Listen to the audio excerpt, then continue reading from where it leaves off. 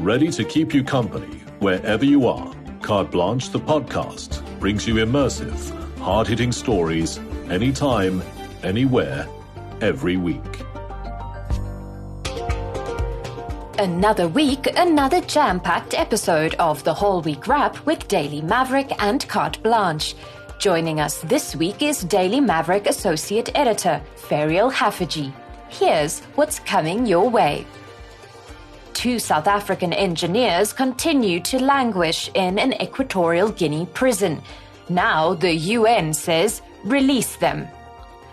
From a disastrous debate to concerning moves by the US Supreme Court, is the American dream fading? America's place in the world is in rapid decline because of its domestic politics. So while it still may position itself as the leader of what it calls the free world, it really isn't that anymore. And the definition of the free world is itself under enormous contestation. Then, nuclear rhino horn and taxing cow farts. We look at the more quirky solutions to combat poaching and climate change. But first, we finally have a cabinet, and it's a biggie. With President Ramaphosa adding 2 ministers and 7 deputy ministers, South Africa's national executive is the largest it's ever been. We look at some of the more surprising appointments and ask whether being qualified for the job is what matters most. Welcome back to the show, Ferial. How are you doing? Very good, thanks. I think when looking at elections in many countries, I feel like we came out okay. And Yes. South Africa's ability to find a power-sharing deal relatively quickly, as well as the fact that we didn't go populist, has made many people sit up and take notice. And it's been nice to see that. Yeah, definitely. And we'll get a bit more into the chaotic elections in the States and their candidates just making a complete fool of themselves, let's be honest. But first, I want us to focus on local politics. And we survived elections, and then we survived very messy GNU negotiations, and now we finally have a cabinet. There were, of course, a few surprises that I think had a lot of South Africans talking. So let's work through some of the bigger appointments in this new GNU cabinet. Tell me firstly, which names really jumped out at you where you went like, wow, that's quite the decision? You know, so many did. Hey, I suppose my key one, who I'm so interested to see how she's going to do, is the 34-year-old Siviwe Gwarube, was appointed Basic Education Minister. Siviwe just seems like she's been trained for this her whole life, and she took to it. It looked to me like a fish to water. All her instincts are right. Very exciting young people. I liked how the appointments were made to address concerns. So the economic sector, which is perhaps our most important, is for me in probably safe hands. You know, the Treasury, Enoch Godongwana, assisted by 2 very good deputy ministers, deputy finance ministers in David Masondo and Ashore Sarupen from the DA. That's very important to bolster, protect the integrity of the National Treasury, which is why I think you saw the markets immediately settle down into a measure of stability, and the rand strengthened as well. Park Stow over at Trade and Industry, I've only heard good things about that appointment, and what he does well, and he does quietly. I'm, of course, looking forward to seeing what the Police Minister, Sizwe Nkuna, does in that vital portfolio. Leon Schreiber at Home Affairs. Home Affairs is so important in all our lives, and also as an economic department. So really looking forward to good things. As a whole, though, I think it's a very big cabinet and a really huge executive. So 43, I think, deputy ministers. That is really, really large. Yes, that is just gigantic. Then I also just want to mention the obvious one that everyone's talking about is, of course, John Steenhuisen, who's now the Minister of Agriculture. I really enjoyed the interview between Daily Maverick journalist Queenan Maswabi and Steenhuisen. He seems pretty gung-ho on really fixing the agricultural sector. He says he really wants to focus on tackling, quote, constraints and bottlenecks in the sector. He also wants to look at property ownership, which I think will be a difficult one to juggle. And it's going to be very interesting to see what he brings to the table, considering a lot of people have said he doesn't really have the necessary qualifications to run the department. What are your thoughts on Steenhuisen's ability to really lead this very, very important department? I think John Steenhuisen is often an underrated politician, and he's actually been a really, really good MP, leader of the opposition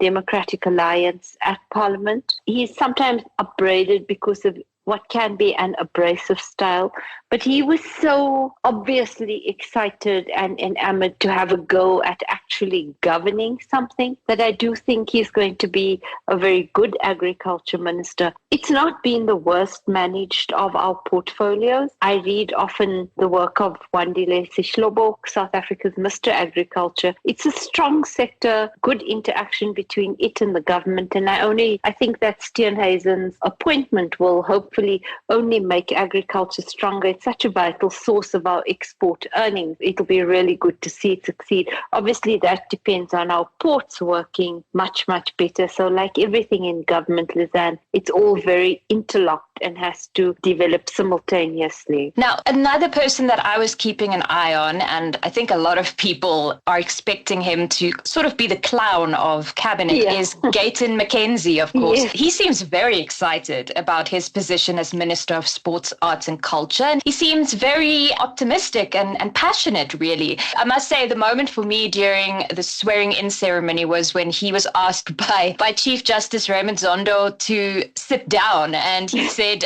the last time a judge asked me to sit down, he made me sit for 10 years. And that is fabulous.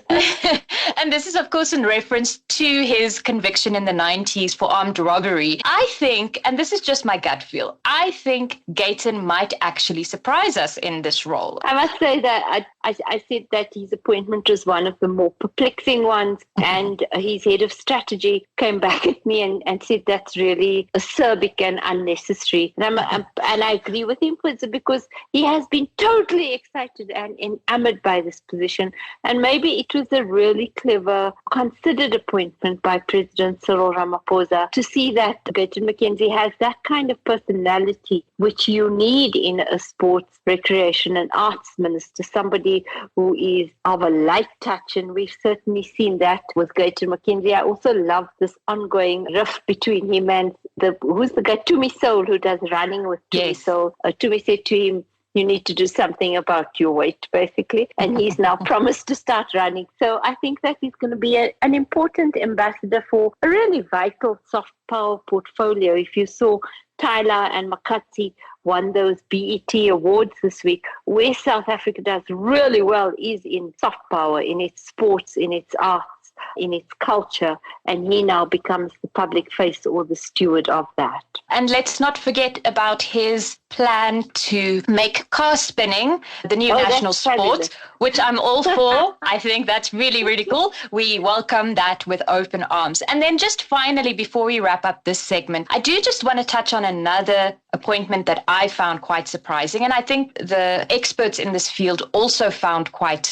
perplexing. And that is, of course, former Basic Education Minister Angie Motshekga as Minister of Defence and Military Veterans. Some defence experts are saying President Ramaphosa made a mistake by bringing new faces into this important department, saying that they should have just really stuck with the existing team until matters really start to stabilize in the DRC and Mozambique, and then you can start fidgeting with kind of who's who in that department. What do you think was the thinking behind her appointment? Because that one was quite left field for a lot of us. I think it was left field for people who think that the military matters and defense are men's territory, that you need a strong character. So I saw quite a bit of why not make the UDM leader, Bantu Holomisa, who was a general in one of the Homeland Defense Forces, why not make him the man? And for me, it was very clearly that this is man's work and it's military men's work. I love that we have a strong woman defense minister. And I do agree with many people, like, for example, Helen Ziller, who say that Angie Motshekga's work at basic education has been underrated. I think that she's going to be a stabilizing hand. And also I look forward to seeing how she plays the geopolitics. I do think that we underestimate her and do so at our peril. And it also is about quite a patriarchal view of women must have certain roles and men must have certain roles. So I do have a very different view. In February 2023, 2 South African engineers were unlawfully arrested on trumped-up drug charges in Equatorial Guinea. Peter Huxham and Frick Potgieter were detained just 2 days after South African courts seized a luxury superyacht and other assets belonging to the Equatorial Guinea Vice President Teodoro Ngwema Obiang Mangwe. Caught in the political and diplomatic crossfire, both men were sentenced to 12 years in one of the country's most notorious prisons. Now, the men's families and the United Nations are demanding their release. Now, let's keep with African politics. And this is a story that we at Carte Blanche have been following since the beginning. I know Daily Maverick has been on it as well. You've written a whole lot of very detailed features on this. And that's the illegal incarceration of 2 South African engineers in Equatorial Guinea. The 2 men, Peter Huxham and Frick Potgieter, have been held in horrid conditions on suspected trumped-up drug charges. And in June, we saw the families of both men protesting outside the opening of the Pan-African Parliament in Midrand. And they basically said, you need to intervene, you need to help us free our loved ones because this has been going on for far too long. And then with that, the UN Working Group on Arbitrary Detention also added its voice. And they essentially said, you know what, both governments need to play their part. These men need to be released immediately. So do you think they will give into mounting pressure? No, I don't think they will. I mean, Equatorial Guinea isn't exactly a democratic state. It's an authoritarian regime, and there's a view that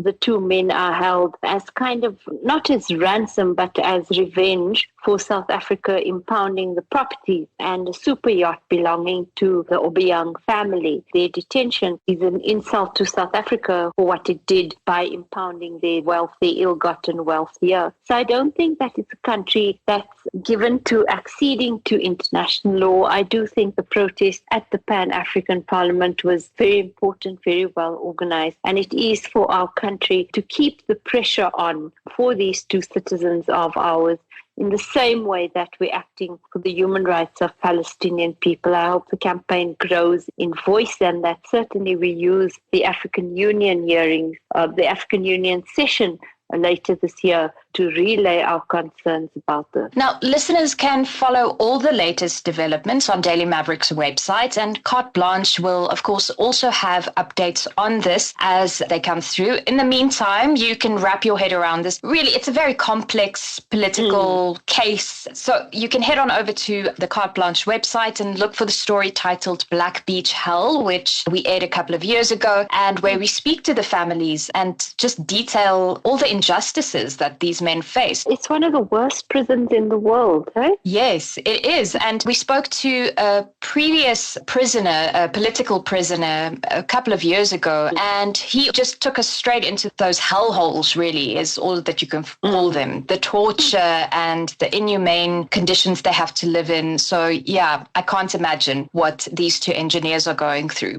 2 weeks after the disastrous debate between US President Joe Biden and Republican presidential candidate Donald Trump, many are calling for 81-year-old Biden to quit the race. But just this past week, Biden insisted once again that he's not going anywhere. As the world comes to terms with the reality of yet another Trump term, we look at how conspiracism and authoritarian rule could make its way into the Oval Office. Next, we move over to US politics, and gosh, talk about a mess. First, we need to talk about the recent Trump-Biden debate. For me, it felt like watching toddlers bicker. It was incoherent. It was very juvenile. And now you have people questioning whether President Biden is good for another term. What are your thoughts on this? You know, I must say, as somebody who's always concerned with the dignity of the elders and also believes that people should stay in workplaces and doing what impassions them for as long as they want to, against like global ageism, which we see. I do think, though, that it was clear cut that President Joe Biden is not good for another term. His body, his mental capacity, his acuity was very clearly on show there. And obviously this has been a narrative of the campaign, but he tactically chose to have the debate so much earlier, and then it has opened up a hornet's nest for the Democrats. I think I was reading just earlier, White House called a meeting of Democratic governors and said, does Biden still have their support? And it's entirely unclear, Lizanne, that it does. And so it definitely looks at this point like the US is headed for another Trump presidency from all the polls. And that surely is disastrous news, not only for America, but for the rest of the world as well. Yes, because an analyst for the Washington Post basically said that another Trump administration, it's not going to be like his previous term, because this time he's almost bringing with him this cult-like following. Yes. And the messaging is stronger, way more conservative, far right. And that is a huge concern, not just for the United States, but for global politics as a whole. So I'm just wondering, what does another Trump term mean for the world and for our sanity? No, I think I've been reading many pieces which look at how America's place in the world is in rapid decline because of its domestic politics. So while it still may position itself as the leader of what it calls the free world, it really isn't that anymore. And the definition of the free world is itself under enormous contestation. But what was clear from the debate is that Donald Trump is no longer concerned even to put facts into the world, to debate on any rational basis. I mean, if you saw all the fact checks out of the debate, he merely spouted a range of complete untruths, told as fact. And that's the kind of universe he ushers us into. And it's one that we're seeing replicated in many Trumps, be it in Argentina and in other parts of the world. It's catchy like a virus, which again, back home, I'm happy that we've chosen a path of rationality, a kind of politics of the center where people have come together to see how we may best be governed. And then just to wrap this up, I also want to just touch on the strong conservative direction things have taken in the States in recent months. Sure. We, of course, had the Supreme Court ruling that came through, and it states really very simply, it states that any US president is effectively immune to criminal prosecution as long as they can classify whatever they did wrong, so to speak, was part of their formal duties as president, which is mind-boggling. It's basically saying a president can do whatever he wants and he will never have to face up to any of that. But we've also seen a strong religious slant on many legislative matters. There's the banning of abortion and also a proposed ban on contraceptives. Yes. We've seen some states saying all schools now have to have the 10 commandments in the classroom. It is just, I know it's a worn out comparison, but this is really Handmaid's Tale to a T. It really feels like the coming of the Handmaid's Tale. But I suppose I'm watching for, because this is my interest, is how does a society like America, which has such a great and laudable constitution, but at the moment an extremely conservative Supreme Court, how does it push back? And so there's something called the Lincoln Project, which is Republicans who are trying to return the party to its Abraham Lincoln roots. How does it push back? What does the women's movement do? What does resistance look like in America? And so I'm looking at and reading quite deeply on how that wave begins to look. This isn't a society that sits back on its hands and merely accepts what's happening to its country. And I think that's going to be the tussle, is going to be the shaping story for the US. Rhinos are going nuclear. In a novel approach to combat poaching, researchers have inserted a tiny bead of radioactive material in the horns of 20 black and white rhinos. Called the Rhisotope Project, a group of WITS radiation and health physics experts hopes that by making horns radioactive, it would not only devalue rhino horn on the black market, but will also assist authorities in tracking its movement. Should the project be successful, it could reveal smuggling routes, assist with prosecution of traffickers, and increase the detection of smuggled horns. onto our green shoots. Yes. And this week we have two. The first one is, and this blew my mind a little bit, it's nuclear rhino horns. How was that? This was insane. And it's, in very simple terms, scientists are injecting a radioactive material called an isotope into the horns of 20 rhinos. And then through this, they can then track and trace these rhino horn should they cross borders, because you have these radiation detectors placed at various border posts across the world. And it will make it much easier for them to really keep tabs on where these rhino horn are going. I think this is mind-blowing and so cool. Brilliant. Yes. Beings, they contain the seeds of destruction, but they contain the seeds of amazing innovation and construction. And this was one of those moments where I read that. I thought, whoever thought of that is simply brilliant. Huh? Yes. And just in terms of the statistics, I mean, according to the International Union for Conservation of Nature, the global rhino population stood at around 500,000 or so at the beginning of the 20th century. But due to vast amounts of poaching, they are now only at about 27,000, which is just so distressing. And what I love about this is that this doesn't just stop with the rhinos. So the researchers have said that should this whole isotope approach work, they then want to start using it in the fight against pangolin and elephant poaching. Wow, so, imagine that. I mean, it could really, really change the trajectory of this very long-standing fight between conservation and poachers, and I really hope it's a huge success. Pray it works. Obviously, the test means that there's been a successful poaching incident, because that's how you'd have to track it. But if it gets used in the ways that you're suggesting, that's absolutely marvelous. Methane is a major contributor to global warming, and farting cows and other cattle are partly to blame. Methane accounts for about 20% of greenhouse gas emissions globally and is more than 25 times more potent than carbon dioxide at trapping heat in the atmosphere.